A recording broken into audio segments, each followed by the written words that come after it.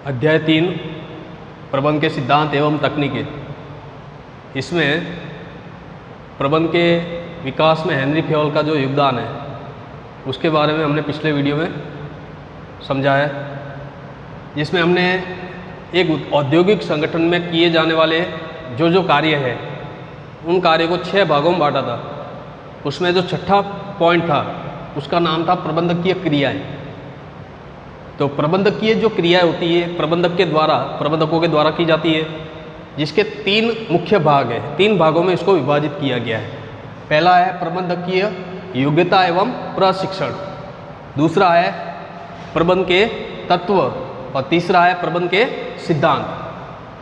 Henry Fayol का मानना है कि एक प्रबंधक में विभिन्न प्रकार की क्या होनी चाहिए, योग्यताएं होनी चाहिए और प्रशिक्षण लिया हुआ होना चाहिए, तो ही वो एक अच्छा प्रबंध कंपनी का कर सकता है। फेयोल के अनुसार प्रबंधक में क्या क्या योग्यता होनी चाहिए, मतलब कि उसकी 6 विशेषताओं का वर्णन किया है। हेनरी फेयोल ने 6 विशेषताओं का प्रबंधक में होना आवश्यक है, इसके बारे में जानकारी दी है। शारीरिक, मानसिक, सदाचार, शैक्षणिक, प्राविधिक और अनुभव, ये 6 प्रकार की विशेषताएं एक प्रबंधक में होना आवश्यक है। पहली विशेषता है शारीरिक।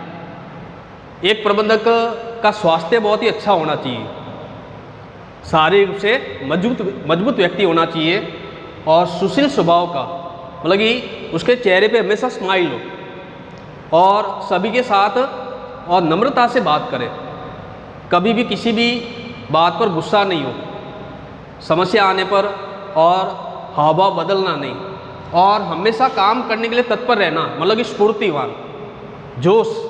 और ऐसा एक प्रबंधक ही अच्छा कंपनी का प्रबंध कर सकता है, क्योंकि कंपनी में बहुत सारी समस्या आती है तो उसका समाधान और करने के लिए शरीर का स्वस्थ होना बहुत ही आवश्यक है। तो शारीरिक योग्यता का होना एक प्रबंधक में बहुत ज़रूरी है। दूसरा पॉइंट है मानसिक योग्यता।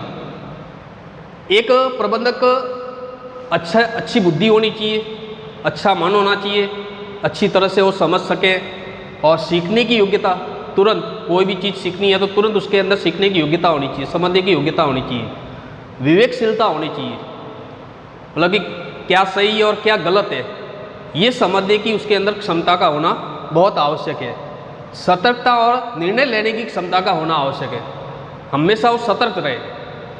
कोई भी अवसर आता है तो अवसर का लाभ उठा लेना, कोई भी समस्या आती है तो उसका तुरंत समाधान कर लेना, तो ये सतर्कता है जो एक प्रबंधक में होना बहुत ज़रूरी है। और निर्णय लेने की क्षमता, ऐसा नहीं कि भी समय बीतने के बाद निर्णय लिया जाए, समय बीतने के बाद लिया गया निर्णय कोई काम का नहीं होता है, मतलब कि समय सर नियत समय में नियत निर्णय अगर हम ले लेते हैं तो उसका हमको फायदा मिलता है। तो एक प्रबंधक में निर्णय लेने की क्षमता का होना भी आवश्यक है। तो इस प्रकार की मानसिक ये योग्यताएं हैं। ऐसे कैसे तीसरी योग्यता है सदाचार की योग्यता। सदाचार की योग्यता क्या कहती है कि कोई भी प्रबंधक होगा तो अपने उत्तरदायित्व से दूर नहीं भागेगा। उत्तरदायित्व को स्वीकार करना, कोई भी काम होगा तो उसको स्वीकार करने की उसके अंदर और क्षमता होनी चाहिए।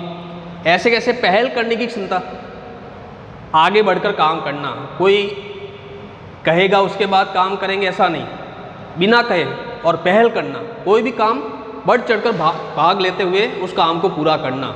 सबसे पहले हम उस काम को पूरा करेंगे, समस्या आएगी, निराशा हाथ लगेगी, विफलता भी मिलेगी, लेकिन धीरे धीरे उस विफलताओं को हम सफलता की ओर ले जाएंगे। तो पहल करने की भावना होनी चाहिए, निष्ठा की भावना, जिसको हम कहते हैं कि काम के प्रति निष्ठा का होना, ईमानदार होना, काम में पूरा मन लगाकर अपना काम ऐसा समझकर काम करना और गौरवमयता, कोई भी काम करेंगे तो गौरव महसूस करना अपने आप में, ये काम मैंने किया है और बहुत ही विशेष, इस काम को करने वाला मैं विशेष व्यक्ति हूँ, ऐसा गौरव महसूस करना, मैंने अपनी कंपनी के लिए काम किया है, ऐसा गौरव महसूस करना। तो ये सदाचार की भावना है। तो सदाचार की योग्यता होनी चाहिए। चौथी योग्यता है शैक्षणिक योग्यता। कार्य विशेष से संबंधित क्रियाओं और उनके प्रतिपादन का ज्ञान होना। कंपनी में होने वाले जो कार्य है उनसे संबंधित जो क्रियाएं हैं उनको कैसे क्रियान्वित करना, उसको कैसे प्रतिपादित करना, उसका ज्ञान होना बहुत ज़रूरी है। तकनीकी ज्ञान होना, ठीक है, उत्पादन से संबंधित ज्ञान होना, मार्केट से संबंधित ज्ञान होना, ठीक है। ऐसे बहुत सारी चीज़ों का एक प्रबंधक में ज्ञान होना बहुत ज़रूरी है। तो इसके लिए शैक्षणिक योग्यता का होना आवश्यक है। विभिन्न प्रकार की प्रबंधकीय और शैक्षणिक बातें अगर हमको सीखनी है, प्रबंध के सिद्धांतों के बारे में जानना, प्रबंध के विभिन्न क्षेत्रों के बारे में जानना, ठीक है, एक कंपनी में होने वाले जो कार्य हैं उन सभी के बारे में जानना, तो ये सारा ज्ञान एक प्रबंधक में होना बहुत ज़रूरी है। ऐसे कैसे प्राविधिक योग्यता का होना। प्राविधिक योग्यता क्या कहती है कि कार्य से प्रत्यक्ष संबंध रखने वाली बातों का ज्ञान होना। कोई भी हम कार्य करेंगे उससे संबंध रखने वाला कोई भी चीज़ होगी उसका हमको ज्ञान होना चाहिए। उत्पादन का कार्य हो रहा है तो उत्पादन के कार्य से प्रत्यक्ष संबंध रखने वाली जो बातें होगी उसका ज्ञान होना बहुत आवश्यक है। कच्चा माल उत्पादन से संबंधित है, मशीनरी उत्पादन से संबंधित है, तो कच्चे माल कहाँ से प्राप्त होगा इसका ज्ञान होना आवश्यक है। मशीनरी कहाँ से प्राप्त होगी, मशीनरी कैसे लगाई जाएगी, मशीनरी कैसे काम में ली जाएगी, ये सारी बातों का ज्ञान होना बहुत आवश्यक है। और अंतिम है अनुभव। एक प्रबंधक के पास क्या होना जरूरी है, अनुभव। कार्य करने से दक्षता प्राप्त होती है। जैसे जैसे हम कार्य करते रहते हैं, जैसे जैसे हमको अनुभव प्राप्त होता रहता है, वैसे वैसे हम उस काम के अंदर क्या होते रहते हैं, विशेषज्ञ होते रहते हैं। उस काम को करने की हमारे अंदर एक विशेष प्रकार की योग्यता विकसित होती है। तो जितना ज़्यादा काम करेंगे, जितना ज़्यादा हम सीखेंगे, उतना ही उस कार्य के अंदर हम दक्ष बनेंगे, माहिर बनेंगे और विशेषज्ञ बनेंगे। तो इतनी 6 प्रकार की योग्यताओं का होना एक प्रबंधक में आवश्यक है, ये हेनरी फ्योल ने कहा है। ऐसे कैसे प्रबंधक की योग्यता एवं प्रशिक्षण के बाद दूसरा पॉइंट क्या है, प्रबंध के तत्व। तो हेनरी फ्योल ने प्रबंध के तत्वों को 5 भागों में बांटा है। कितने भागों में, 5। नियोजन, संगठन, निर्देशन, समन्वय और नियंत्रण।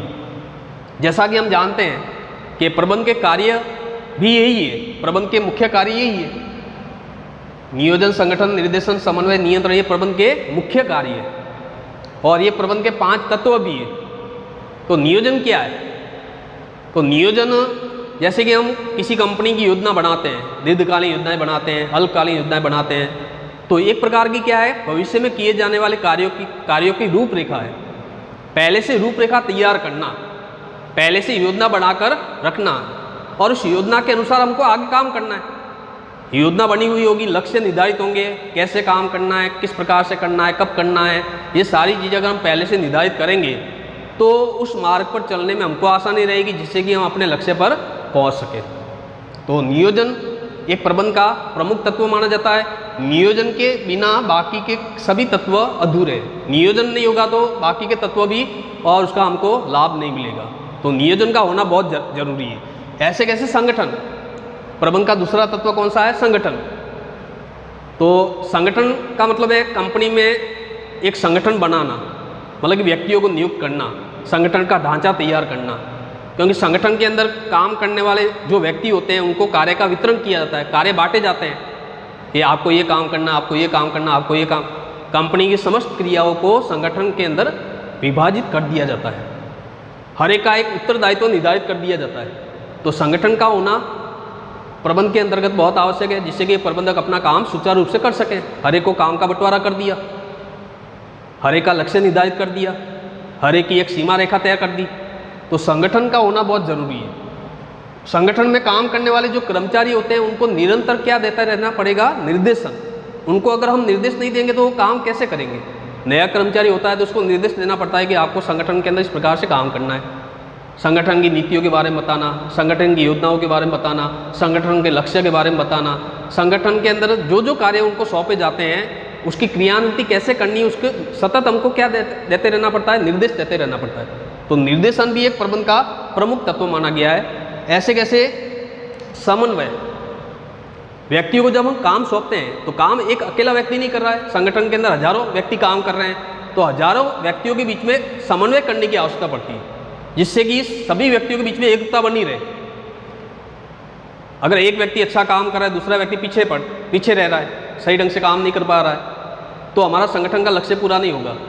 हमने निर्देश सभी को दे दिए, लेकिन निर्देश देने के बाद हमको ये देखना है कि कौन निर्धारित समय में काम पूरा कर रहा है और कौन निर्धारित समय में काम पूरा नहीं कर रहा है। अगर वो व्यक्ति निर्धारित समय में काम पूरा नहीं कर रहा है तो उसके बीच में क्या करना, समन्वय स्थापित करना, जिससे कि हमारा लक्ष्य आसानी से हम प्राप्त कर सकें।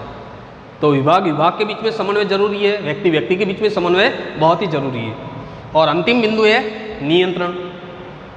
संगठन के अंदर आपने जो योजना बनाई है उस योजना के अनुसार काम की क्रियान्विति हुई या नहीं हुई, इसकी जांच पड़ताल करना।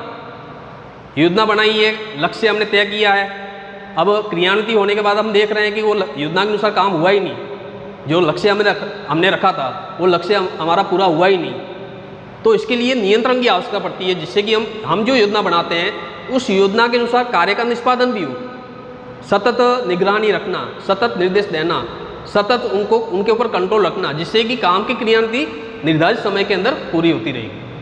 जिसको जो काम दिया गया है उसकी रिपोर्ट लेते रहना, उसको बार बार निर्देश देते रहना, जिससे कि नियंत्रण स्थापित होगा, और नियंत्रण स्थापित होगा तो हमारा लक्ष्य आसानी से पूरा होगा। तो इस प्रकार से प्रबंधन के तत्वों को 5 भागों में बांटा गया है।